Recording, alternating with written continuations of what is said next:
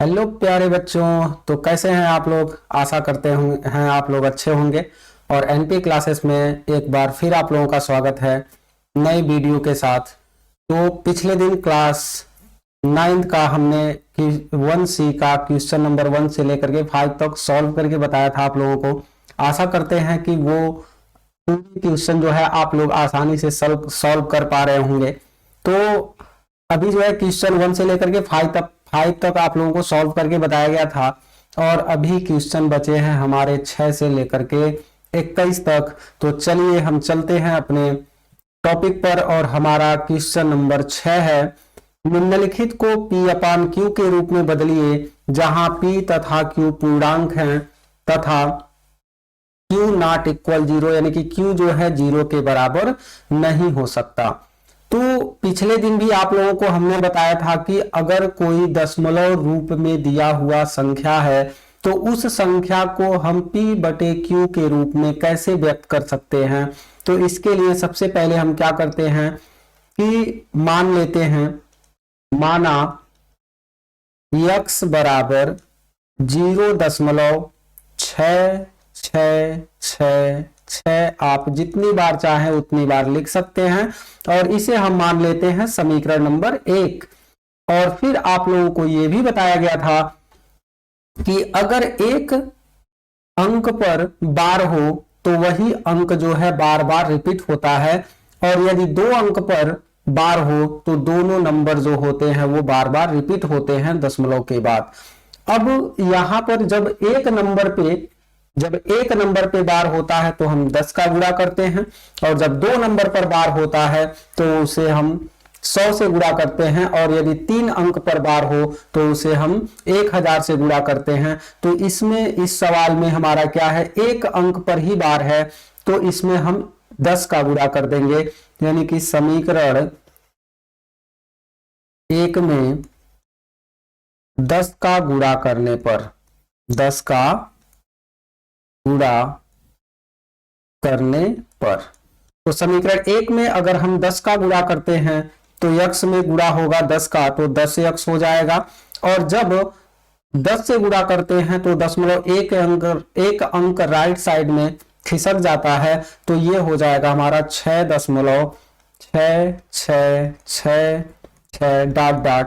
ये समीकरण नंबर 2 हो गया हमारा। इसके बाद से अब हम क्या करते हैं, समीकरण 2 माइनस 1 करने पर, यानी कि समीकरण 2 में से हम क्या करते हैं, 1 को घटाते हैं तो लेफ्ट साइड में घटता है और राइट साइड में घटता है। यानी कि 10x माइनस x बराबर 6.66666 डॉट डॉट माइनस 0.6666। ये जो है हमारा समीकरण 2 का राइट साइड है और ये समीकरण 1 का राइट साइड है। इनको घटाने के बाद दशमलव के बाद के नंबर सेम है, इसमें भी दशमलव के बाद के नंबर सेम है, और हमारा काम भी यही होता है कि हम दशमलव के बाद के नंबर को एक समान कर दें और उसके बाद से उनको घटा लें। तो दशमलव के बाद के नंबर जब एक समान हो जाते हैं तो ये तो घट करके 0 हो जाएंगे, और दशमलव के पहले के नंबरों को हम आपस में घटा लेते हैं तो 6 में से, और ये 0 घटेगा तो कितना हो जाएगा, 6 हो जाएगा। और यहां पर कितना आ रहा है, 9x, और x बराबर हो जाएगा 6/9, 3 दूनी 6 और 3 त्रिका 9। तो x बराबर हो जा रहा है हमारा 2/3, जो कि एक P बटे Q के रूप में व्यक्त हो चुका है। तो इस तरह से हमने क्वेश्चन नंबर 6 का पहला क्वेश्चन देखा, और इसके बाद से हमारा क्वेश्चन नंबर 6 का दूसरा क्वेश्चन है 0.47 पर बार। तो इसके लिए भी हम क्या करेंगे, वही तरीका अपनाएंगे। सबसे पहले हम इसे मान लेते हैं, माना x बराबर 0.47 ही केवल इसमें रिपीट होगा क्योंकि 7 पर ही बार है, और ये बन गया हमारा समीकरण नंबर 1। इसके बाद से हम क्या करेंगे, इसमें एक नंबर पर बार है तो 10 का गुणा कर दें। माना x, सॉरी मानेंगे नहीं, यहां पे गुणा करेंगे। तो लिखेंगे यहां पे समीकरण 1 में 10 का गुणा करने पर 10 का गुणा करने पर। तो हमने यहाँ पे 10 का गुणा करना है तो 10x हो जाएगा, और जब राइट साइड में गुणा करेंगे तो दशमलव एक अंक खिसक जाएगा, यानी कि 4.7777। आप चाहे जितनी बार भी लिखना चाहें लिख सकते हैं इसको, और ये हो गया हमारा समीकरण नंबर 2।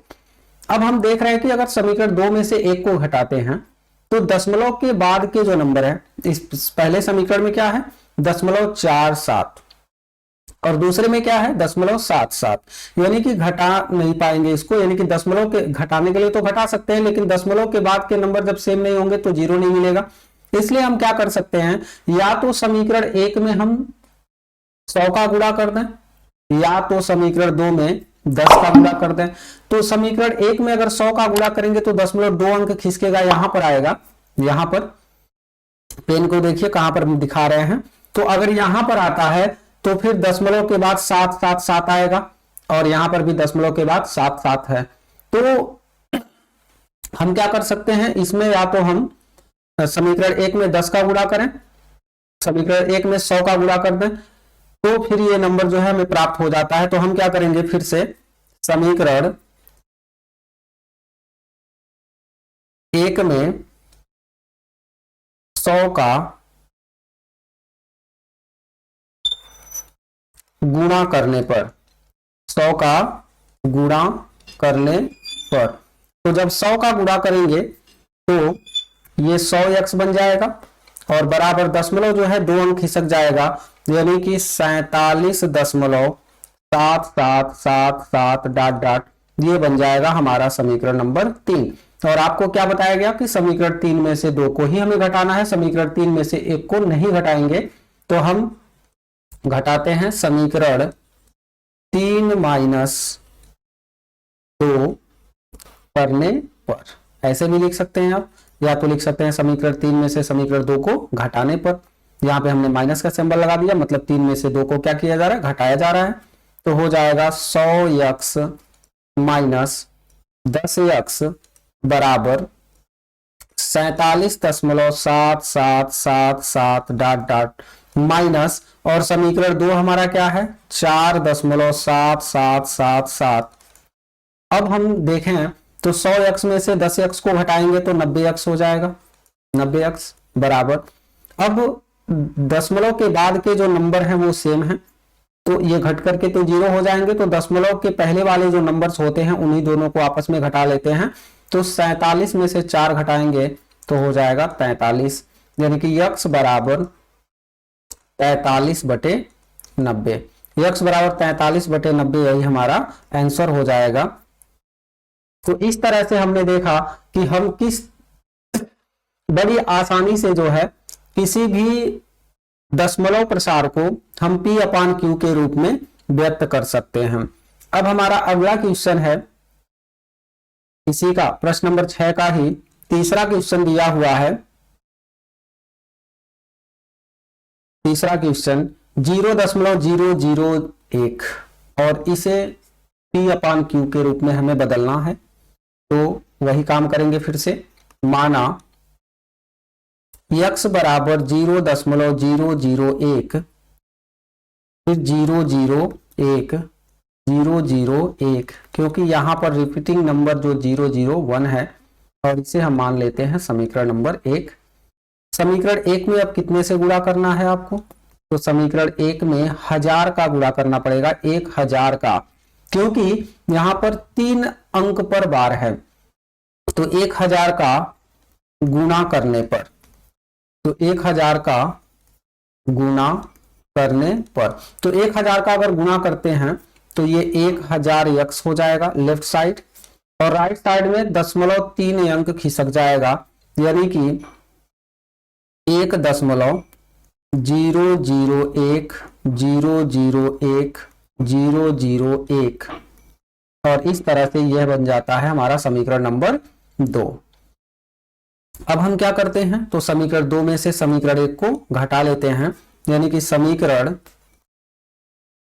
2 माइनस 1 करने पर, समीकरण 2 माइनस 1 करने पर तो 2 में से 1 को घटाएंगे तो लेफ्ट साइड में घटता है और राइट साइड में घटता है।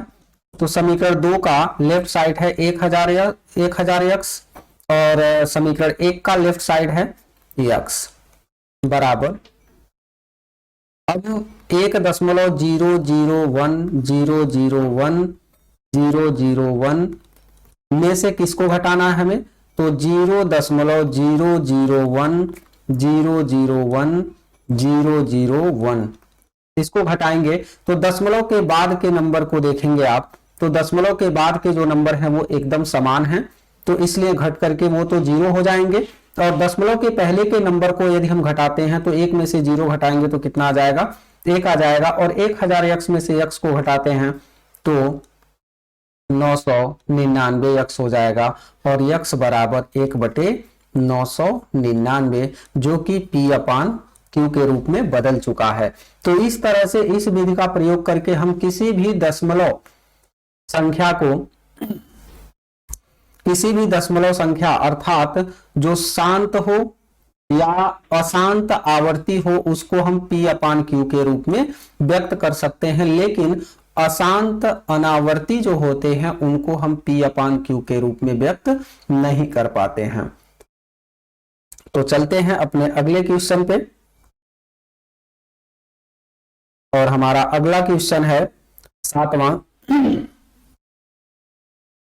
0.9999 को P/Q के रूप में व्यक्त कीजिए। क्या आप अपने उत्तर से आश्चर्यचकित हैं? अपने अध्यापक और कक्षा सहयोगी के साथ उत्तर की सार्थकता पर चर्चा कीजिए। यहां पर पहले हमें क्या करना है, P/Q के रूप में व्यक्त करना है। किसको? 0.9999। यह जो है अशांत आवर्ती दशमलव प्रसार है, तो इसको हम P/Q के रूप में बहुत आसानी से कन्वर्ट कर सकते हैं। तो माना x बराबर 0.99999, जितनी बार भी आप लिखना चाहें लिख सकते हैं, ज्यादा बार लिखने की जरूरत नहीं है। और माना x बराबर 0.0999। अब आपको गुणा कितने का करना है समीकरण 1 में, तो देखिए एक नंबर ही बार बार रिपीट हो रहा है, तो समीकरण 1 में 10 का गुणा करने पर, 10 का गुणा करने पर, तो 10 का गुणा करने पर 10 का अगर हम गुणा करते हैं तो ये हो जाएगा 10x बराबर 0.1 अंक खिसक जाएगा, यानी कि 9.9999, और ये समीकरण नंबर 2 हो गया। और अब क्या करते हैं, तो समीकरण 2 में से समीकरण 1 को घटा लेते हैं, यानी कि लिख सकते हैं समीकरण 2 - 1 करने पर, तो ये हो जाएगा हमारा 10x माइनस x बराबर 9.9999 माइनस 0.9999। ये कहां से लिखा जा रहा है ये तो समझ में आ ही रहा होगा आप लोगों को, क्योंकि समीकरण 2 का लेफ्ट साइड है, ये राइट साइड है, और समीकरण 1 का राइट साइड ये है। तो इन दोनों को अगर घटा लेते हैं तो यहां पर आ जाएगा हमारा 9x बराबर दशमलव के बाद के नंबर सेम है, इसलिए ये घट करके 0 हो जाएंगे, तो बचेगा हमारा 9 में से 0 घटाएंगे तो हो जाएगा 9, यानी कि x बराबर हो जा रहा है 9/9 अर्थात 1।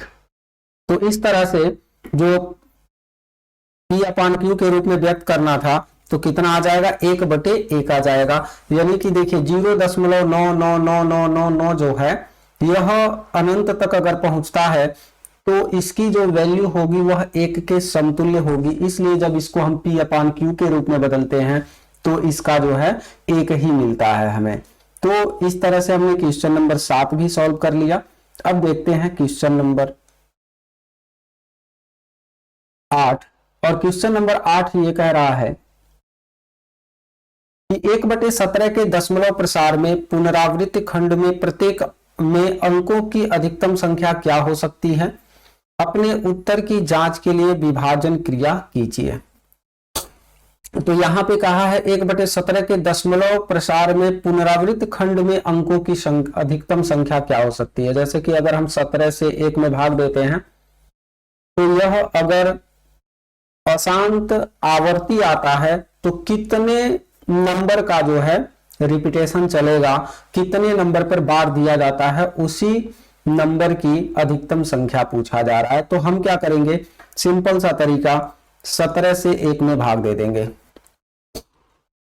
17 भागा 1 कर देते हैं। तो ये भाग तो जाएगा नहीं, हम क्या करेंगे, यहाँ पे दशमलव लगाएंगे, तो दशमलव लगाएंगे 10 हो जाएगा, तब भी भाग नहीं जाएगा, 0 बढ़ा देंगे और यहाँ पे 100 हो जाएगा। तो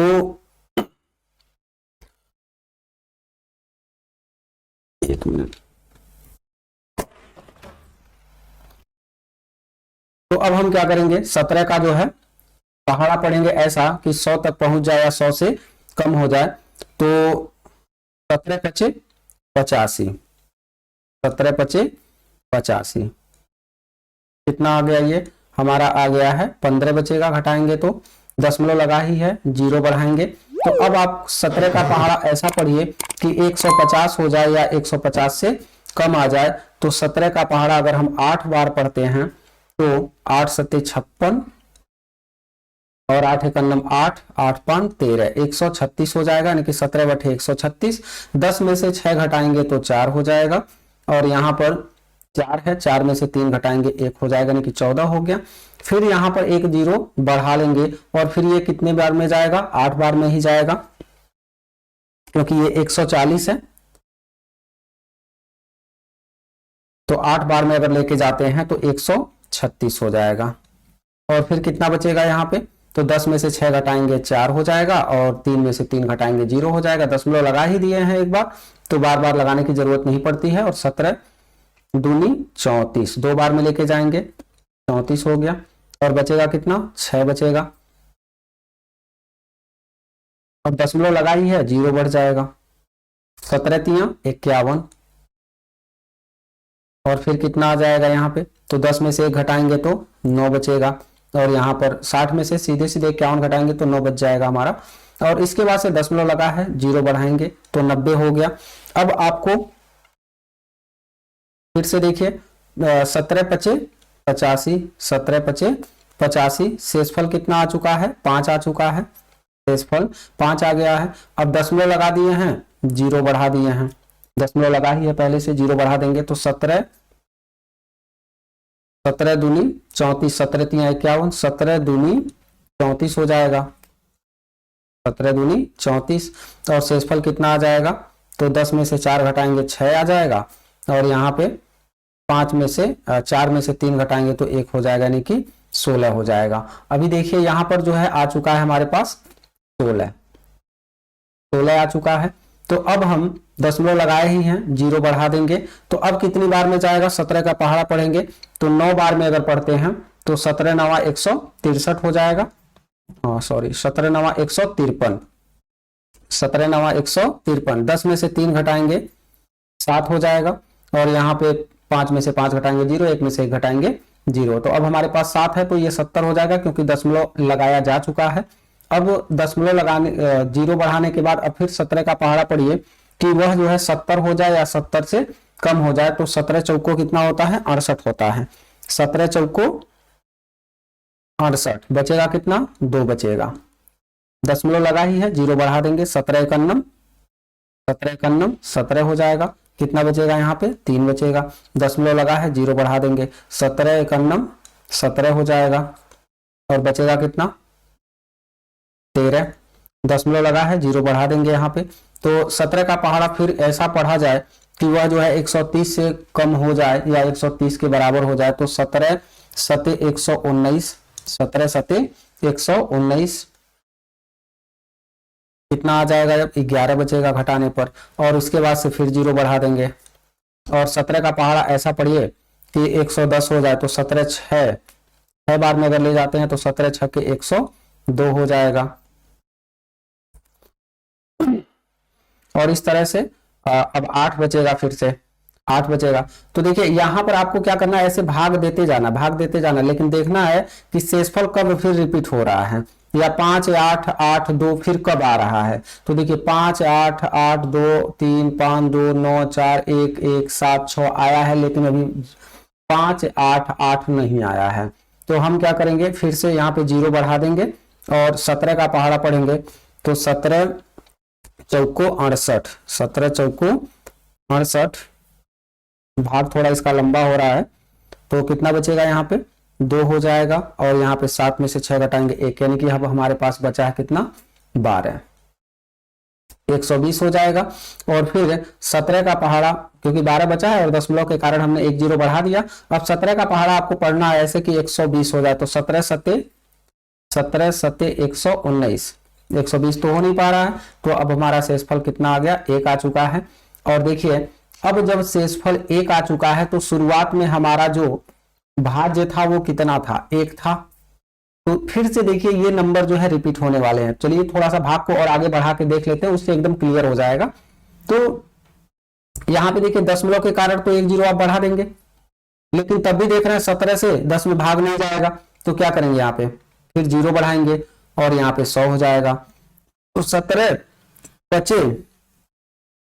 पचे कितना हो जाएगा, 85, फिर से कितना आ जाएगा, ये 15 आ जाएगा। तो देखिए यहां से ये फिर जो है ये नंबर फिर रिपीट होने लगे, तो 15 होगा।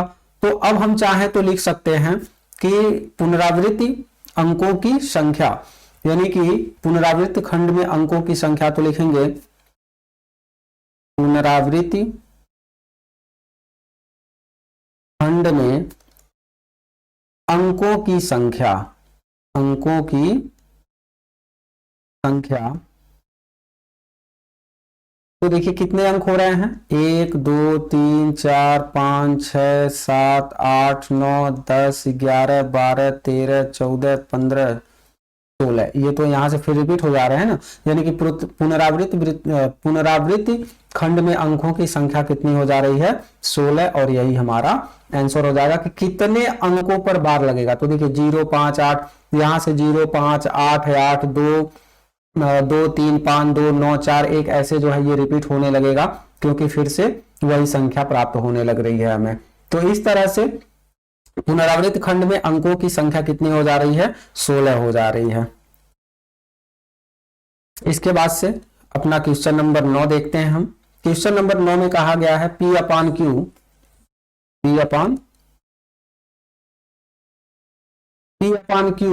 Q नॉट इक्वल 0 के रूप की परिमेय संख्याओं के अनेक उदाहरण लीजिए, जहां P और Q पूर्णांक हैं जिनका 1 के अतिरिक्त कोई उभयनिष्ठ गुणांक नहीं है और जिसका शांत दशमलव प्रसार है।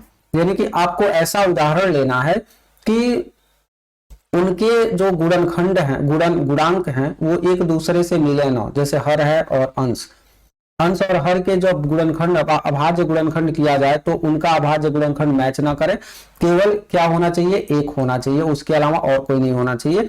और दशमलव प्रसार क्या होना चाहिए, शांत होना चाहिए। क्या आप यह अनुमान लगा सकते हैं कि Q का कौन सा गुण अवश्य संतुष्ट करेगा? तो शांत के लिए पिछले सेक्शन में आप लोगों को हमने बताया था कि शांत दशमलव प्रसार के लिए उनका हर जो है 2 परियम 5 परियन के रूप का होना अनिवार्य होता है। अगर हैं 2 परियम 5 परियन के रूप के हैं तो उनका दशमलव प्रसार शांत होगा, यदि 2 परियम 5 परियन के रूप के नहीं हैं तो उनका दशमलव प्रसार अशांत हो जाता है। तो यहां पर हम कोई उदाहरण ले लेते हैं, जैसे कि उदाहरण ले लें, उदाहरण ले लेते हैं, जैसे कि 1/5 हो जाएगा हमारा, 2/25 हो जाएगा। आपको ये ध्यान देना है कि हर में 2 और 5 के अलावा गुणनखंड करने पर 2 और 5 के अलावा और कोई नहीं आने चाहिए। 3/20 ले लें, 639/250 ले लें, और इस तरह से और भी हो सकते हैं। तो कहा है अनेक उदाहरण लीजिए, तो हमने 4 उदाहरण ले लिया। और देखिए ये 1/5 है तो हर में केवल 5 है, तो आपको क्या बताया गया था, या तो 2 हो केवल 2, या तो केवल 5 हो, या तो 2 और 5 एक साथ में हो, तब इसका दशमलव प्रसार क्या होता है, शांत होता है। तो हम क्या कहेंगे, और 25 का भी देखिए 2/5 गुणे 5 कर लेंगे आप, तो इसके हर में भी केवल 5 है। और 3/20 का अगर करें तो 2 गुणे 2 गुणे 5 हो जाएगा, यानी कि 2 दूनी 4 5 20। तो इसमें भी 2 और 2 घात है और 5 पर 1 घात है, यानी कि 2 परियम 5 परियन के रूप का है। इसी तरह से ये भी 2 परियम 5 परियन के रूप का है, इसलिए इसका दशमलव प्रसार क्या है, शांत है। तो लिखेंगे यहाँ पे प्रत्येक का Q 2 परियम गुणे 5 परियन के रूप का होना अनिवार्य है।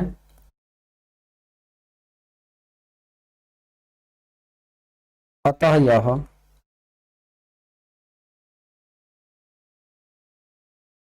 इस गुण से संतुष्ट होगा।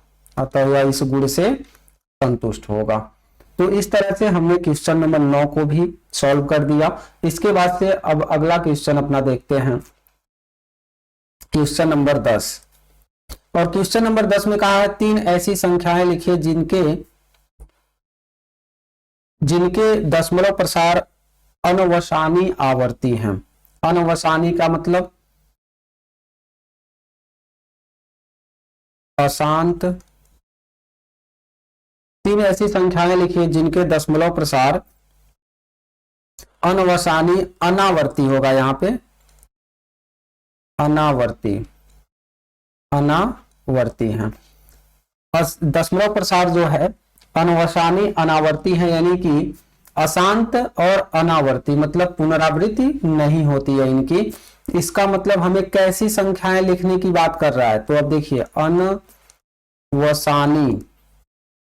अनावर्ती, अनवसानी अनावर्ती का मतलब होता है अपरिमेय संख्या। अपरिमेय संख्या यानी कि अपरिमेय संख्याओं को हम अनवसानी अनावर्ती भी कहते हैं, क्योंकि अपरिमेय संख्याओं का यदि दशमलव निरूपण किया जाता है तो ये अशांत और पुनरावृत्ति नहीं होते हैं। मतलब अशांत होते हैं परंतु पुनरावृत्ति खंड इनका नहीं होता है। तो ऐसी 3 संख्याएं हमें लिखनी है, तो हम लिख सकते हैं संख्याएं। देखिए करड़ी में 2 है अपरिमेय संख्या, करड़ी में 3 है अपरिमेय संख्या, करड़ी में 5 भी आप ले सकते हैं। तो इस तरह से आप करड़ी वाले संख्याओं को भी ले सकते हैं, या अगर आप एक्स्ट्रा कुछ और भी संख्या ले सकते हैं, यानी कि दशमलव रूप में, दशमलव रूप में। तो ये या तो आपको ऊपर वाला लिखना है या तो आपको नीचे वाला लिखना है। अथवा जैसे कि मान लीजिए जाए पहली संख्या A है, दूसरी संख्या B है, तीसरी संख्या C है, तो 0.04 004 0004 00004। देखिए यहाँ पे 1 0 के बाद 4 है, फिर 2 0 के बाद 4 है। तो क्या यहाँ पर पुनरावृत्ति हो रही है? तो नहीं हो रही है, क्योंकि 0 4 है, यहाँ पे 004 हो गया, यहाँ पे 0004 हो गया, यहाँ पे 404 हो गया। यानी कि इस तरह से इनमें जो है कुछ भी रिपीट नहीं हो रहा है। इसी तरह से आप दूसरा लिख सकते हैं 0.05 005 005 00005। इस तरह से आप इसको बी वाला भी लिख सकते हैं और तीसरा भी लिख सकते हैं। 6 कर लीजिए इसको 0.06 006 0006 00006। इस तरह से इसको आप लिख सकते हैं। या तो आप ऊपर वाला लिख सकते हैं, कोई भी ऐसी करड़ी में संख्या लिख दीजिए जो जिसका वर्गमूल हम ज्ञात न कर सकें, पूर्ण रूप से वर्गमूल ज्ञात न कर सकें, तो वो हमारा हो जाएगा अपरिमेय संख्या या अनवसानी अनावर्ती। तो इस तरह से आप चाहे तो ऊपर वाला लिख सकते हैं या तो नीचे वाला, दोनों में से कोई एक आप लिख सकते हैं। तो अगला जो क्वेश्चन है हमारा 11, परिमेय संख्याओं 5/7 और 9/11 के बीच 3 अलग अलग अपरिमेय संख्याएं ज्ञात कीजिए। यानी कि यहां पर हमें अपरिमेय संख्याएं ज्ञात करनी है। तो अपरिमेय संख्याएं ज्ञात करने के लिए क्या करते हैं, आपको अपरिमेय संख्या लिखना है तो सबसे पहले इसको दशमलव में कन्वर्ट कर दीजिए और इसको भी दशमलव में कन्वर्ट कर दीजिए। आप लोगों को जो पिछले दिन b-a/n+1 वाला जो फार्मूला हमने बताया था, वो फार्मूला अपरिमेय संख्याओं के लिए नहीं था, वह परिमेय संख्याओं के लिए था, तो वो फार्मूला यहां पर लगाने का प्रयास नहीं करना है आपको। तो परिमेय संख्याओं 5/7 और 9/11 के बीच तीन अलग अलग अपरिमेय संख्याएं ज्ञात कीजिए। तो इसके लिए क्या करिए, पहले इसको दशमलव में कन्वर्ट कर दीजिए। तो हल लिखते हैं, उसके बाद से 7 से भाग देंगे किसमें, 5 में, दशमलव लगाएंगे, यहाँ पे 0 बढ़ाएंगे, 7 सत्ते 49, और ये बचा 1, दशमलव लगाई है, 0 बढ़ाएंगे, 7 51, 7 हो जाएगा। फिर बचा 3, दशमलव लगा है, 0 बढ़ा देंगे, 7 चौको 28, फिर बचेगा हमारा 2, दशमलव लगा है, 0 बढ़ा देंगे, लेकिन यहां नहीं बढ़ाते हैं, यहां पे बढ़ा देंगे, तो हो जाएगा 7 दूनी 14, और फिर 6 बचेगा, दशमलव लगा है, 0 बढ़ा दीजिए, 7 बटे 56, 7 9 63। तो देखिए 9 बार में तो जाएगा नहीं, तो 8 बार में ले जाएंगे, 7 बटे 56 हो जाएगा। फिर बच गया हमारा 4, दशमलव लगा है, 0 बढ़ा देंगे, तो 7 पचे 35, फिर यहाँ पे 5 बच जाएगा, दशमलव लगा है, 0 बढ़ा दीजिए, 7 सत्ते 49, बचेगा 1, दशमलव लगा है, 0 बढ़ा दीजिए, और 7 51 7। तो इस तरह से जो है ये संख्या चलती रहेगी, यानी कि तो हमने 5/7 का गुणन जो भागफल है वो ज्ञात कर लिया। अब 9/11 का, तो 11 से हम भाग देंगे किसमें, 9 में, यहां पे दशमलव लगाएंगे, 0 बढ़ाएंगे, तो 11/88, बचेगा कितना, 2, दशमलव लगा है, 0 बढ़ेगा,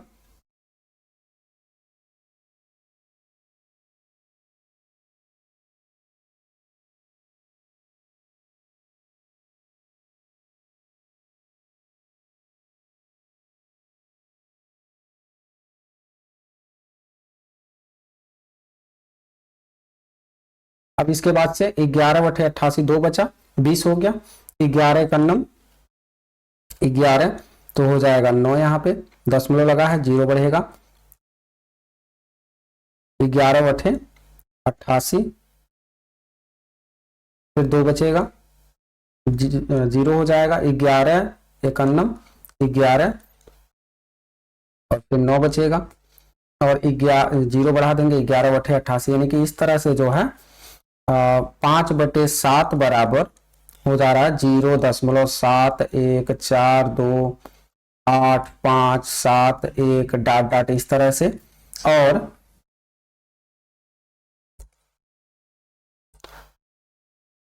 9/11 का कितना हो जा रहा है, तो 9/11 का हो जाएगा 0.818181 डॉट डॉट ऐसे हो जाएगा। अब देखिए ये इसके और इसके बीच 3 अलग अलग अपरिमेय संख्याएं आपको लिखनी है। तो देखिए इनके और इनके बीच में अनंत या अनेक अपरिमेय संख्याएं होंगी, जिसमें से हमें किसी केवल 3 को ही लिखना है, किसी 3 को। और 3 कैसे लिखने हैं, तो अपरिमेय लिखना है हमें, यहाँ पे परिमेय नहीं लिखना है, अपरिमेय लिखना है। और वैसे भी देखिए ये 5/7 क्या है, परिमेय संख्या है, 9/11 क्या है, परिमेय संख्या है। तो देखिए इसलिए तो यहाँ पे 7 1 4 2 8 5 7 1, फिर से 4 2 8 5 7 1, फिर से यहाँ पर भी रिपीट हो रहा है, यानी कि ये परिमेय संख्या है, लेकिन इनके बीच में हमें अपरिमेय संख्याएं लिखनी है। और अपरिमेय संख्याएं लिखने के लिए आपको क्या करना होगा कि पहले वाले से जो भी नंबर आप लिखेंगे, जो भी चुनेंगे, वह पहले वाले से बड़ा हो और दूसरे वाले से छोटा होना चाहिए। तो पहली संख्या हम लिखते हैं, पहली संख्या, ये आप अपनी मर्जी से कुछ मतलब इन दोनों के बीच में कोई भी नंबर्स लिख सकते हैं। तो हम लिख रहे हैं यहाँ पे 0 इससे बड़ा होना चाहिए, तो 7,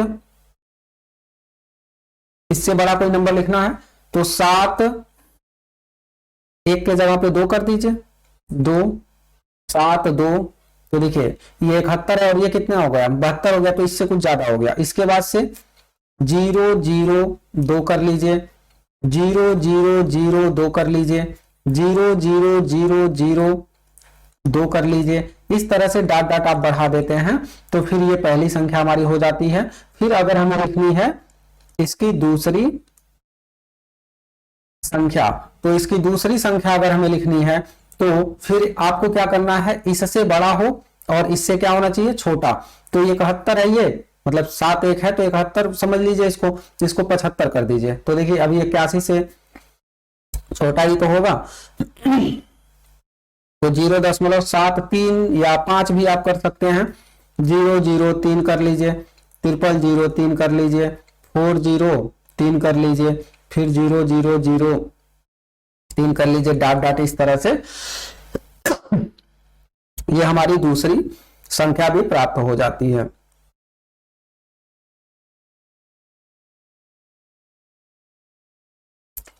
अब तीसरी संख्या, तो तीसरी संख्या लिखना है तो ये 75 है तो 76 कर दीजिए, 78 कर दीजिए, 0.78 कर दिया हमने, और 001 लिख दिया, 0001 लिख दिया, 00001 लिख दिया। इस तरह से आप ये अपरिमेय संख्या लिख सकते हैं। अब ये देखिए इसमें कुछ भी रिपीट नहीं हो रहा है, 002 है, 003 है, 0002 है, तो ये जो है हमारा कुछ भी रिपीट नहीं हो रहा है। तो 5 और 7, 5/7 और 9/11 के बीच 3 अलग अलग परिमेय संख्याएं इस प्रकार से हम लिख सकते हैं। आप कोई और भी नंबर लेकर के और उसके बाद इसी तरह से ज्ञात कर सकते हैं। और वैसे भी देखिए अगर बुक से इसका आंसर मिलाने का प्रयास किया जाता है तो बुक में इसका आंसर यही दिया हो ये कोई गारंटी नहीं होती है, क्योंकि इस तरह की अनेकों अपरिमेय संख्याएं जो हैं उनके बीच उपस्थित होती हैं। अब हमारा क्वेश्चन है,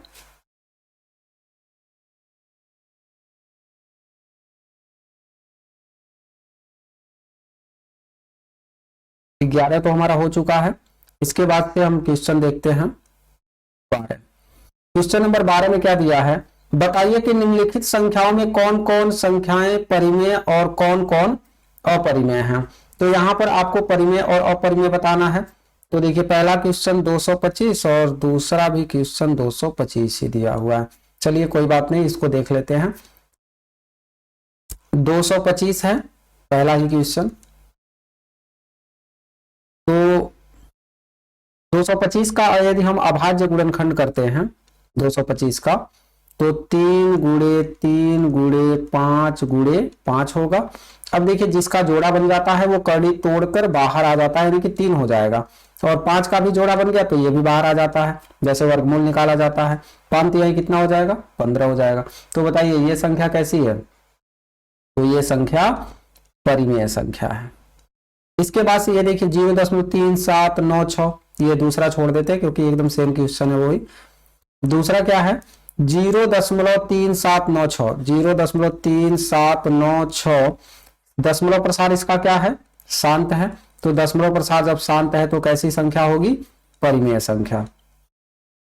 और तीसरा क्वेश्चन हमारा क्या है 7.478478, यानी कि 4784, और फिर से ये आगे ऐसे ही जो है बढ़ता जाएगा 78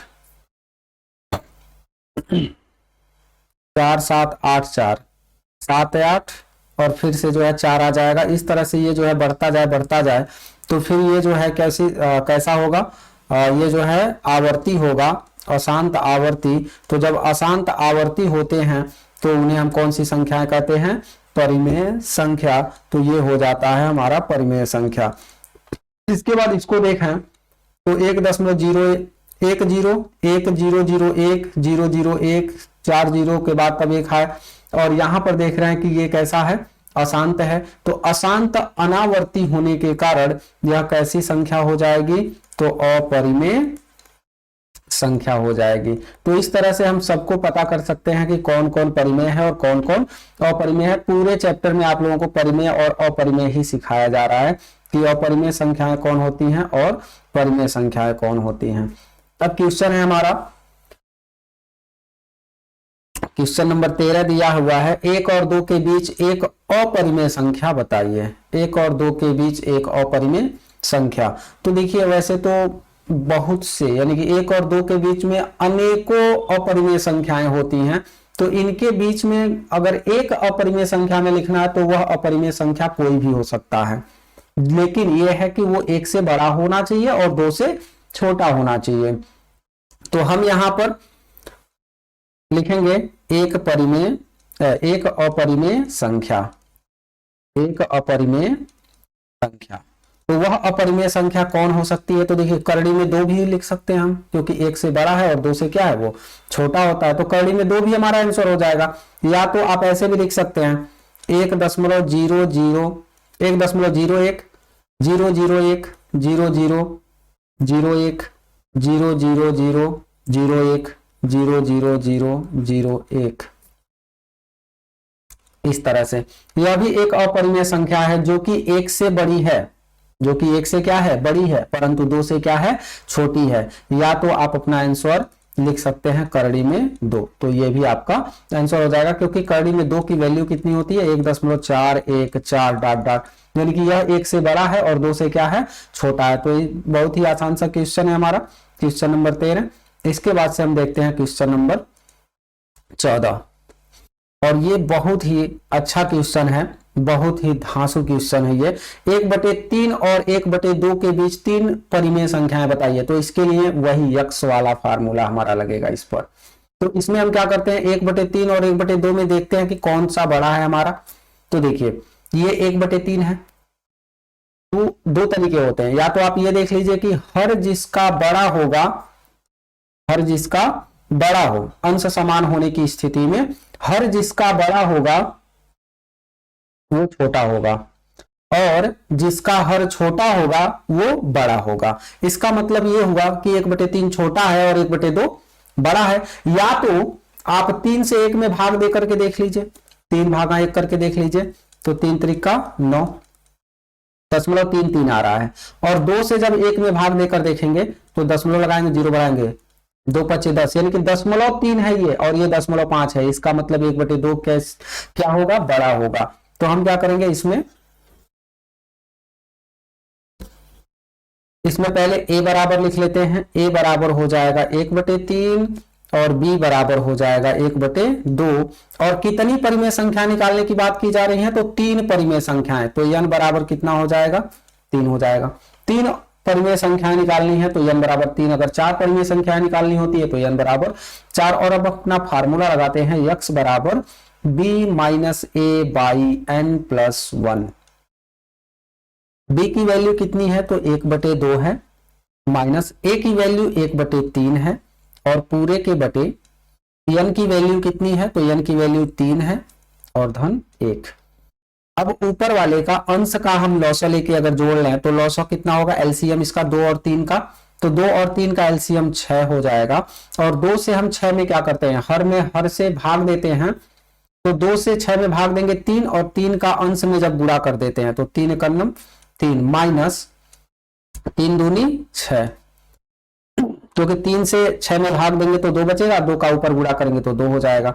अब 3 और 1 कितना हो जाएगा? 4। तो ऊपर क्या है हमारा? ऊपर दिया है 3 माइनस 2, इसका मतलब हुआ 1/6/4/1 भी इसको लिख सकते हैं।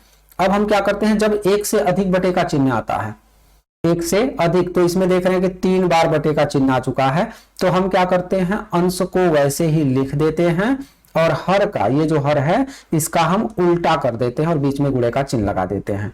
यानी कि 1/6 वैसे ही लिख दिए, गुणे का चिन्ह लगा के हर का उल्टा कर दिए, तो टोटल हमारे पास आ जाता है 1/24। तो इस तरह से हमने यक्स का मान निकाल लिया। और उसके बाद से अब 3 परिमेय संख्याएं लिखनी है, तो यहां पर हम लिखेंगे पहली परिमेय संख्या। तो पहली परिमेय संख्या बराबर क्या हो जाएगा? a plus x, a plus x. दूसरी क्या होती है? a plus 2x। तीसरी क्या होती है? a plus 3x। तो a की वैल्यू कितनी है? तो a की वैल्यू है 1/3, और x की वैल्यू कितनी है? 1/24। एलसीएम ले लिया जाए इनका, तो एलसीएम हो जाएगा 24। 3 से 24 में भाग देंगे तो 8 बचेगा, 8 एकम 8 हो जाएगा, प्लस 24 से 24 में भाग देंगे 1 बचेगा, 1 एकम 1 हो जाएगा, यानी कि 9/24। तो पहली हमारी परिमेय संख्या जो है 9/24 मिल जाती है। अब दूसरी परिमेय संख्या, तो दूसरी परिमेय संख्या a प्लस कितना होता है 2x होता है, a प्लस 2x। तो a की वैल्यू कितनी है, तो a की वैल्यू यहां से आप ले सकते हैं 1/3 है, तो यहाँ पे a की वैल्यू 1/3 ले लेंगे और 2 गुणे x की वैल्यू कितनी है, तो 1/24 है। अब देखिए 2 12 24 ये कट जा रहा है, तो टोटल हमारे पास बचता है 1/3 धन 1/12 और फिर हम इसका एलसीएम ले लेते हैं, तो एलसीएम कितना हो जाएगा 12। 3 और 12, 3 से 12 में भाग देंगे तो 4 बचेगा, 4 एक 4 प्लस 12 से 12 कट जाएगा, 1 बचेगा, यानी कि टोटल हमारे पास आ जाता है 5/12। तो दूसरी परिमेय संख्या 5/12 हो जाती है। और फिर हमें अगर ज्ञात करनी है तीसरी परिमेय संख्या, तो तीसरी परिमेय संख्या बराबर a प्लस, यहाँ पे 2x हो चुका है, तो यहाँ पर कितना हो जाएगा 3x। तो a की वैल्यू 1/3 प्लस 3 गुणे x की वैल्यू 1/24, तो 3/24। 1/3 प्लस 1/8, एलसीएम अगर लेते हैं तो एलसीएम 24 हो जाएगा। 3 से 24 में भाग देंगे 8 बचेगा, 8 एक 8, 8 से 24 में भाग देंगे 3 बचेगा, 3 एक 3 हो जाएगा। और इस तरह से 8 3 11/24, यानी कि 3 परिमेय संख्याएं हमारी ज्ञात हो जाती हैं। अतः पहली परिमेय संख्या हमारी क्या है 9/24, दूसरी क्या है 5/12 और तीसरी क्या है 11/24। इस तरह से हम तीनों परिमेय संख्याओं का मान ज्ञात कर सकते हैं। तो यही तरीका अपना करके आप क्वेश्चन नंबर 14 को या इस टाइप के जितने भी क्वेश्चन होंगे सबको सॉल्व कर सकते हैं। तो चलिए हम चलते हैं क्वेश्चन नंबर 15 पर, और क्वेश्चन नंबर 15 है -2/5 और -1/5 के बीच 3 परिमेय संख्याएं बताइए। क्वेश्चन एकदम सेम है, बस अंतर क्या है कि यहाँ पे माइनस दे दिया है, तो कोई दिक्कत नहीं होने वाली है। उसी तरह से इस क्वेश्चन को भी हम सॉल्व कर देंगे एकदम आसानी से। तो इसमें 2/5 है, 2/5। तो देखिए पहले क्या करिएगा, आपको 5 से 2 में भाग देना होगा, 10 लगाएंगे 0 बढ़ाएंगे, तो 5 चौको 20, ये आ चुका है हमारा -0.4, क्योंकि आगे माइनस है ना। और फिर 5 से भाग दीजिए आप, 1 में 10 लगाएंगे 0 बढ़ाएंगे, 5 दूनी 10। अब आपको ये देखना है कि नंबर किसका बड़ा है। इसमें नंबर बड़ा है 2/5 का, तो नंबर बड़ा है, लेकिन उसके आगे जब माइनस चिन्ह लग जाता है तो वही सबसे छोटा बन जाता है, क्योंकि वो कर्ज में डूबा हुआ है। और कितना 0.4 कर्ज में, और ये 0.2 कर्ज में, इसलिए ये जो है हमारा छोटा होगा और ये हमारा क्या हो जाएगा बड़ा होगा। इस तरह से हम आसानी से इसको पहचान सकते हैं। या तो देखिए हर बराबर है, तो अंश देखिए 2 ज्यादा है ना इसका, तो ज्यादा है मतलब ये केवल अगर भिन्न को हम देखते हैं तो ये भिन्न बड़ा है, लेकिन माइनस लग जाने के कारण यह भिन्न क्या हो जाएगा 1/5 से छोटा हो जाएगा। तो हम क्या लिखते हैं, a बराबर -2/5 और b बराबर -1/5, क्योंकि जो छोटा होता है वह a होता है और जो बड़ा होता है वह b होता है। इसके बाद x की वैल्यू निकालते हैं और यहाँ पे n का भी मान लिख लेते हैं। n बराबर कितना 3, तो x बराबर होता है b - a/n+1। तो b की वैल्यू कितनी है -1/5 माइनस a की वैल्यू -2/5। तो जब कभी भी माइनस वाले पदों को अगर हम किसी व्यंजक में रखते हैं तो उसको कोष्टक में लिख देते हैं। n की वैल्यू कितनी है, तो n की वैल्यू है 3 प्लस 1 पहले से है वहां पे, तो ये हो गया -1/5 और माइनस माइनस क्या हो जाएगा +2/5/4। अब देखिए जब हर बराबर होता है तो अंश को हम सीधे सीधे जोड़ अथवा घटा सकते हैं। तो ये हो जाएगा हमारा 2 में से 1 को अगर घटा लेते हैं तो 1/5/4/1, या इसको अंश को वैसे ही लिख करके हम हर का उल्टा कर दें तो हो जाएगा 1/5 गुणे 1/4 बराबर 1/20। यानी कि x की वैल्यू हमने ज्ञात कर लिया 1/20 होती है। और इसके बाद से अब हमें ज्ञात करना है पहली परिमेय संख्या। तो पहली परिमेय संख्या बराबर हो जाता है a + x। तो a की वैल्यू कितनी है -2/5 और प्लस x की वैल्यू 1/20। तो वही तरीका है एकदम, एलसीएम ले लेंगे। एलसीएम कितना हो जाएगा 20, 5 चौको 20, 4 दूनी 8, प्लस 20 से 20 कैंसिल हो जाएगा, एक आ जाएगा यहाँ पे, और एक में से 8 हटाते हैं तो -7/20 हो जाएगा। इस तरह से पहली परिमेय संख्या हमारी आ जाती है -7/20। और दूसरी परिमेय संख्या, तो दूसरी परिमेय संख्या हम निकालें तो a + 2x होती है। तो a की वैल्यू कितनी है -2/5 है, और 2 गुणे x की वैल्यू कितनी है, तो x की वैल्यू देखिए यहाँ पे निकाला गया है 1/20। 2 दहा में 20, ये कैंसिल हो जाएगा, तो आया हमारे पास -2/5 प्लस 1/10। एलसीएम लेंगे तो 10 होगा एलसीएम। 5 से 10 में भाग देंगे 2 बचेगा, 2 का ऊपर गुणा करते हैं, 2 दूनी -4 हो जाएगा, प्लस 10 में से 10 से 10 में भाग देंगे तो 1 आएगा, 1 एकन्नम 1 हो जाएगा। यानी कि टोटल आ जा रहा है हमारा, 1 में से 4 घटाएंगे तो -3/10। इसके बाद से तीसरी, तो तीसरी संख्या जो है हमें निकालनी है, तीसरी परिमेय संख्या। तो तीसरी परिमेय संख्या बराबर हो जाएगी a + 3x।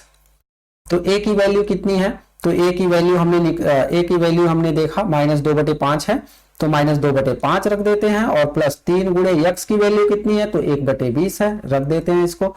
और ये 3 से 20 तो कटने वाला नहीं है, तो -2/5 प्लस 3 एकन्नम, अंश में गुणा कर देंगे, 3 एकन्नम 3/20। इसके बाद से हम एलसीएम ले लेते हैं, तो एलसीएम 20 हो जाएगा, 5 चौको 20, 5 से पहले 20 में, यहाँ पर लॉसा लेके आप जोड़ना देख सकते हैं अगर नहीं आता है तो। जैसे 5 से 20 में भाग देंगे तो 4 आएगा, 4 दूनी -8 हो जाएगा, प्लस 20 से 20 में भाग देंगे तो कितना आ जाएगा, 1 आ जाएगा, 1/3 3 हो जाएगा।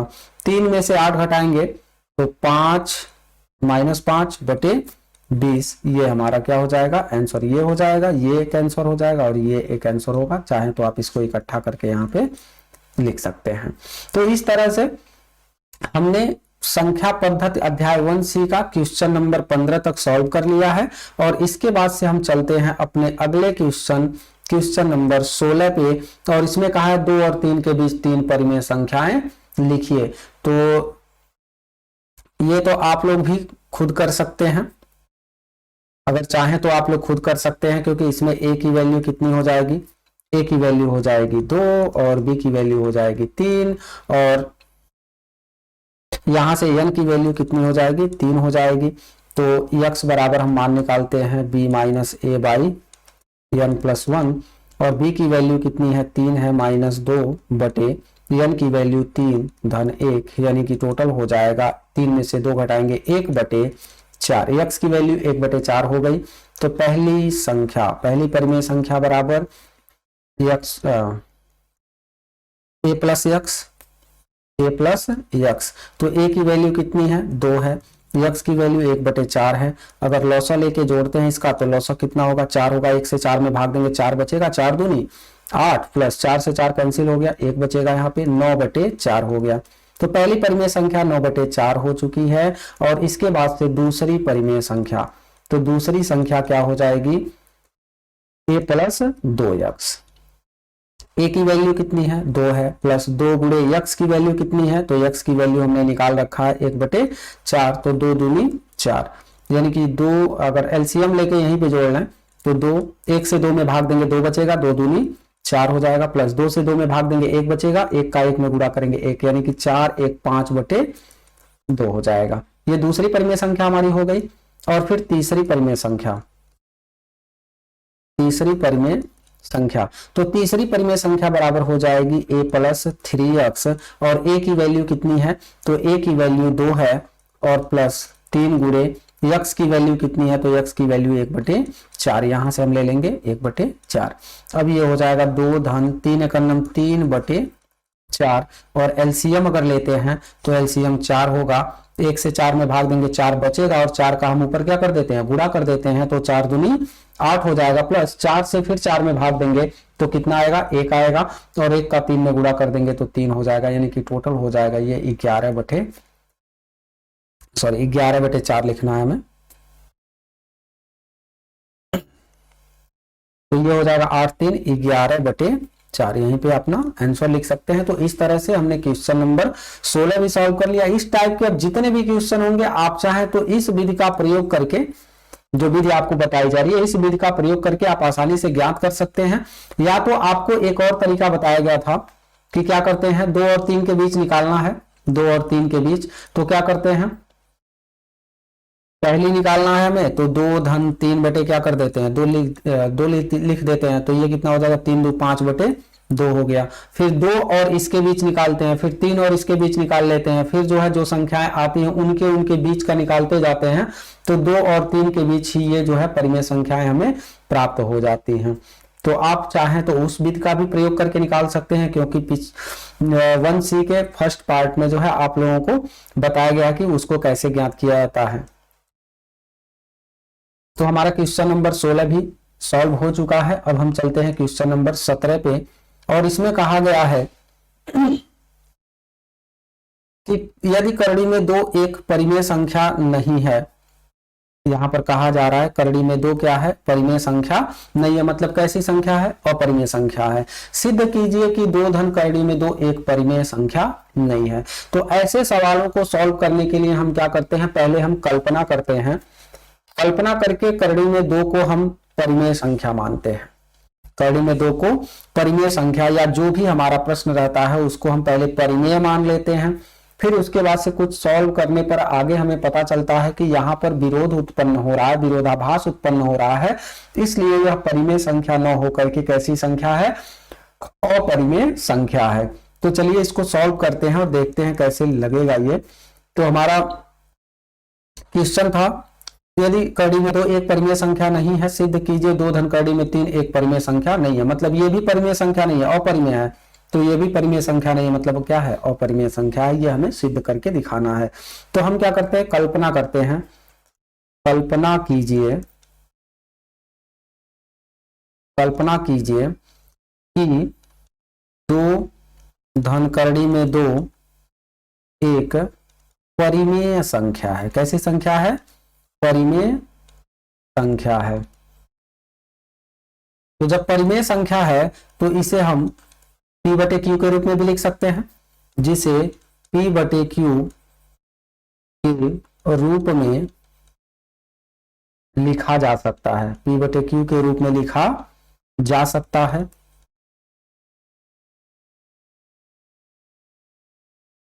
तो अब 2 धन करड़ी में 2 जो है यह P/Q के बराबर हो जाएगा, क्योंकि यह परिमेय संख्या है और परिमेय संख्या को हम P/Q के रूप में लिख सकते हैं। तो इधर अगर हम केवल करड़ी को रहने दें और 2 को इधर भेज दें तो P/Q -2 हो जाएगा। और यहां पर हम देख रहे हैं कि P/Q व 2 कैसी संख्याएं हैं, परिमेय संख्याएं। कैसी संख्याएं हैं, परिमेय संख्याएं हैं या परिमेय संख्या है। तो इनका अंतर, परिमेय में से परिमेय को घटाते हैं तो क्या मिलता है, परिमेय मिलता है। परिमेय संख्या है, इनका अंतर भी अगर यहां पे जुड़ा आ जाता है तो इनका गुणनफल लिखिएगा, अगर यहां प्लस आ जाता है तो इनका योगफल लिखिएगा। लेकिन यहां पर माइनस आया है तो हम क्या लिखेंगे, इनका अंतर भी परिमेय संख्या होगी, परिमेय संख्या होगी। इसका मतलब करड़ी में 2 क्या होगा, यहां पर इतनी इस लाइन के दौरान जो है, जो लाइन लिखी गई है, इस लाइन से क्या तात्पर्य है या क्या पता चल रहा है कि करड़ी में 2 भी कैसी संख्या है, परिमेय संख्या है। करड़ी में 2 भी परिमेय संख्या, लेकिन ऊपर सवाल में क्या कहा गया है कि यदि करड़ी में 2 परिमेय संख्या नहीं है, संख्या नहीं है, अतः हम कह सकते हैं कि करड़ी में 2, परंतु यहां पे लिख दीजिए परंतु करड़ी में 2 अपरिमेय संख्या है, अपरिमेय संख्या है। इसलिए 2 धन करड़ी में 2 भी अपरिमेय संख्या है। तो इस तरह से जितने भी क्वेश्चन होंगे आपको ऐसे ही लिख करके और सॉल्व कर देना है, इसमें कोई ज्यादा दिक्कत नहीं होती। और वैसे भी हाई स्कूल में जब आप जाएंगे तो वहां पर भी आपको ये बताया जाएगा। चलिए अगला क्वेश्चन है हमारा,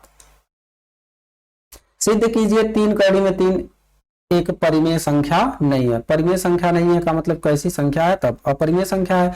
तो उसके लिए भी वैसे ही सॉल्व करेंगे। कल्पना कीजिए या मान लीजिए, कल्पना कीजिए कि 3 कड़ी में 3 एक परिमेय संख्या है, एक परिमेय संख्या है जिसे P/Q के रूप में लिखा जा सकता है,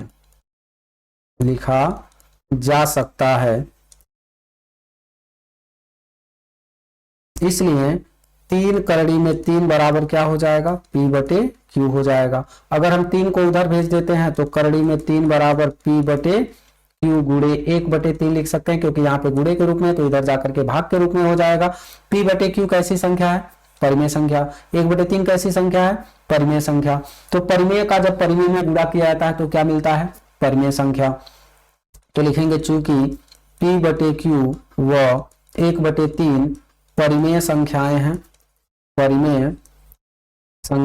हैं, जिनका गुणनफल भी परिमेय संख्या होगा, अर्थात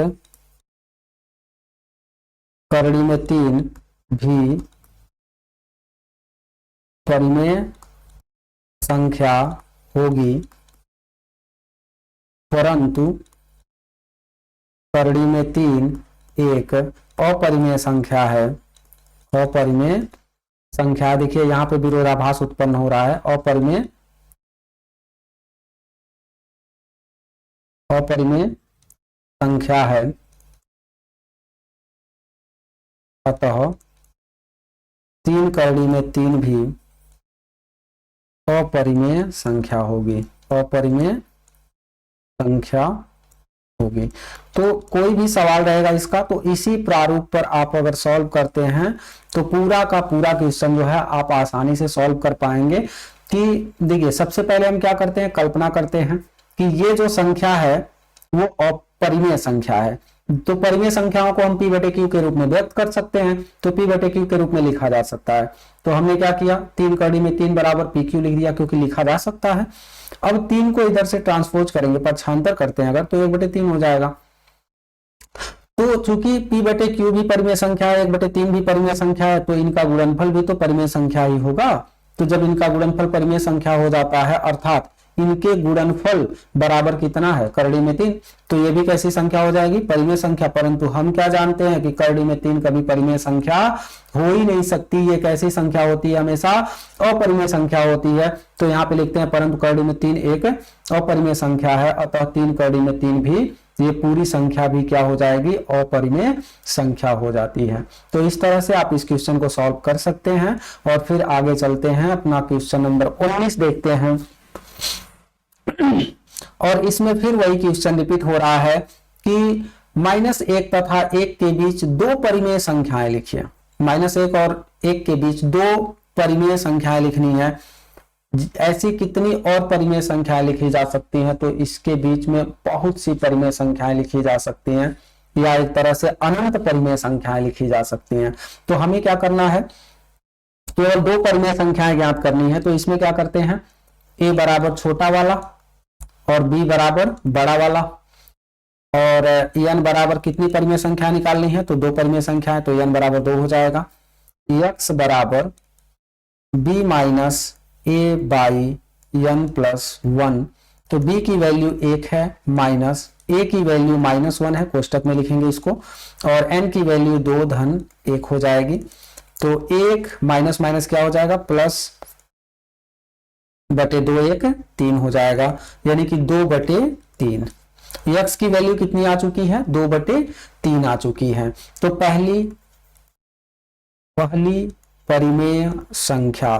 तो पहली परिमेय संख्या बराबर क्या हो जाएगा, a प्लस एक्स, ए की वैल्यू -1 प्लस x की वैल्यू 2/3, तो ये हो जाएगा 3 एकम 3 -3 और प्लस 2/3, यानी कि 2 में से 3 को घटाएंगे, 2 में से अगर 3 को घटाते हैं तो -1/3 हो जाएगा, -1/3। और इसके बाद से दूसरी परिमेय संख्या अगर आपको निकालनी है तो एकदम वही तरीका, a प्लस 2x लगाएंगे और a के जगह पे कितना रखेंगे, -1 रखेंगे, प्लस 2 गुणे 1x के जगह पे 2/3 लिया जाएगा, तो -1 प्लस 2 दूनी 4/3, और एलसीएम अगर लिया जाए तो एलसीएम 3 होगा, इसके नीचे 1 है तो 1 से 3 में भाग देंगे, 3 बचेगा, 3 एकम 3, -3 प्लस 3 से 3 में भाग देंगे, 1 बचेगा, 1 का 4 में गुणा करेंगे 4, यानी कि 4 में से 3 घटाएंगे तो 1/3, यानी कि -1/3 और 1/3 ये दो परिमेय संख्याएं हमारा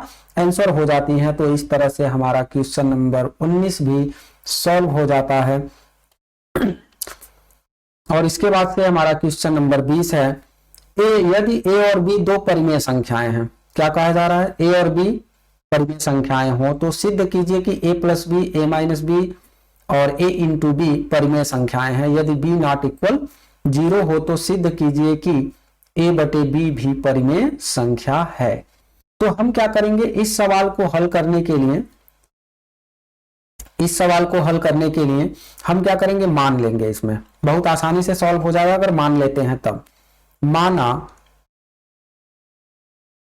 a बराबर परिमेय संख्या लेना है, तो परिमेय संख्या में हम 2 भी ले सकते हैं या 5 ले सकते हैं, तो चलिए 5 ले लेते हैं। माना a बराबर 5 और b बराबर 2, तब a प्लस b बराबर क्या हो जाएगा, 5 धन 2 बराबर 7। कैसी संख्या आई, परिमेय संख्या। ये कैसी संख्या हो जाती है, तो परिमेय संख्या हो जाती है। फिर क्या कहा गया है, a माइनस बी के बारे में पूछा गया है, तो a माइनस बी बराबर 5 माइनस 2 बराबर कितना हो जाएगा, 3 हो जाएगा। और ये 3 कैसी संख्या है, तो ये भी परिमेय संख्या है। आप यहां पर a के जगह पे कुछ भी ले सकते हैं, प्लस वाला भी ले सकते हैं, माइनस वाला भी ले सकते हैं, भिन्न के रूप में भी ले सकते हैं, कुछ भी ले सकते हैं। बस क्या करना होगा, आपको एक बार जोड़ना पड़ेगा जैसा कि सवाल में कहा गया है, और एक बार घटाना पड़ेगा, और एक बार आपको गुणा करना पड़ेगा। तो a की वैल्यू कितनी है, 5 गुणे b की वैल्यू 2, 5 दूनी 10, जो कि कैसी संख्या है, परिमेय संख्या। अब बहुत से लोग ये सोचते हैं कि ये तो बटे के रूप में आ ही नहीं रहा है और इसको परिमेय संख्या बोल रहे हैं। तो देखिए, इसके नीचे 1 होता है, इसके नीचे भी 1 होता है और इसके नीचे भी 1 होता है। अब कहा गया है सिद्ध कीजिए कि a/b, तो a/b को भी देख लेते हैं। a/b बराबर a की जगह पे क्या है, a के जगह पर है 5, तो 5, आप b के जगह पे क्या है 2, तो ये 5/2 कैसी संख्या है, तो ये भी कैसी संख्या है, परिमेय संख्या है। तो इस तरह से आपको लिख करके सॉल्व कर देना है अपना क्वेश्चन नंबर 20। आशा करते हैं आपको सारे क्वेश्चन जो है बखूबी समझ में आ रहे होंगे, बड़े अच्छे से समझ में आ रहे होंगे। और अगला क्वेश्चन हम देखते हैं अपना क्वेश्चन नंबर 21, जो कि सबसे लास्ट क्वेश्चन है हमारा। और इस क्वेश्चन में दिया गया है, यदि a एक धन परिमेय संख्या है और n एक धन पूर्णांक 1 से बड़ा हो तो सिद्ध कीजिए कि a पर n एक परिमेय संख्या है। तो यहां पर क्या कहा गया है कि a एक धन परिमेय संख्या है, तो यहां पर लिख देंगे माना a बराबर p/q, क्योंकि सवाल में क्या कहा गया है, a एक धन परिमेय संख्या, तो धन परिमेय संख्या यानी कि p/q हो जाएगा।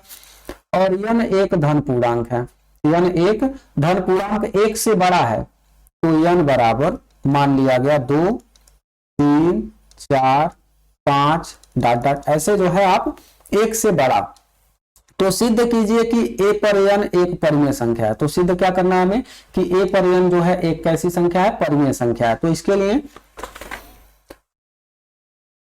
हम क्या करेंगे, a बराबर क्या है, p/q, तो a पर क्या है, n है, ए पर क्या है n, तो ए n के जगह पे हम कितना ले लें, 2 ले लें, तो इसका स्क्वायर करेंगे तो इसका भी तो स्क्वायर हो जाएगा। और देखिए p का स्क्वायर और q का स्क्वायर करेंगे तो क्या ये अपरिमेय संख्या बन जाएगी, तो नहीं, अपरिमेय संख्या नहीं बनेगी, ये कैसी संख्या होगी, परिमेय संख्या। तो यहां पे लिख देंगे जो यह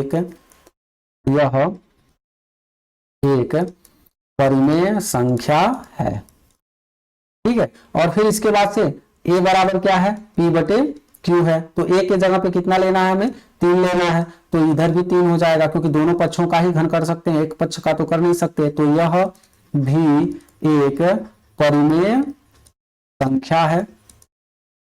और a पर पावर 4 अगर लेते हैं, a पर पावर 4 लेते हैं तो बराबर क्या हो जाएगा, p बटे q पर पावर 4 हो जाएगा। और यह भी क्या है, एक परिमेय संख्या है। और इसी तरह से अगर हम a के जगह पर n लेते हैं तो p बटे q पर का पावर कितना हो जाएगा, n हो जाएगा। यह भी एक परिमेय संख्या है। अतः a पर n एक परिमेय संख्या है, a पर n एक परिमेय संख्या है। तो इस तरह से हमारा जो क्वेश्चन था 21, यदि a एक धन परिमेय संख्या है तो हमने क्या किया, a को एक धन परिमेय संख्या मान लिया और परिमेय संख्या को p बटे q के रूप में लिख सकते हैं। और n एक धन पूर्णांक 1 से बड़ा, तो n की जो वैल्यू है उसको 2, 3, 4, 5, n की जो वैल्यू है 1 से बड़ी ही ली गई है। तो हमें सिद्ध करना था, तो देखिए अगर स्क्वायर करते हैं तो p बटे q का स्क्वायर हो जाता है, क्यूब करते हैं तो क्यूब हो जाता है, अगर इस पर पावर 4 रखते हैं तो 4 हो जाता है, तो अगर n रखते हैं तो इस पे भी तो पावर n हो जाएगा। और p का पावर n हो, चाहे कोई भी पावर हो, और q का भी कोई भी पावर हो, तो वह संख्या जो होगी अगर p बटे q के रूप में है पहले से, तो उसका स्क्वायर करें, क्यूब करें, चाहे कितना हो पावर दे देंगे, तो वह संख्या जो है परिमेय ही रहती है, कभी अपरिमेय नहीं होती है। तो ये हमारा जो प्रश्नावली 1C था यह समाप्त होता है। और आप लोग जो है इस वीडियो को ज्यादा से ज्यादा, या मेरे चैनल को जो है ज्यादा से ज्यादा शेयर कीजिए अपने दोस्तों में, ताकि आपके दोस्त भी इस वीडियो की सहायता से जो है अपनी शिक्षा को बेहतर कर सकें। और आशा करते हैं कि आप लोग ऐसा करेंगे भी, क्योंकि जब तक अगर सब्सक्राइबर बढ़ जाते हैं तो सब्सक्राइबर बढ़ने के पश्चात जो है live classes, online classes direct live जो है आप लोगों को पढ़ाया जाएगा, अगर सब्सक्राइबर बढ़ जाते हैं तो। इसलिए आप लोग क्या करिए, अपने दोस्तों को फेसबुक पे, व्हाट्सएप पे, इंस्टाग्राम पे वीडियो को शेयर कीजिए या लिंक को शेयर कीजिए, जिससे कि वो भी इस चैनल को ज्वाइन कर सकें। ठीक है, आज के लिए इतना ही, मिलते हैं अगली वीडियो में 1D चैप्टर के साथ।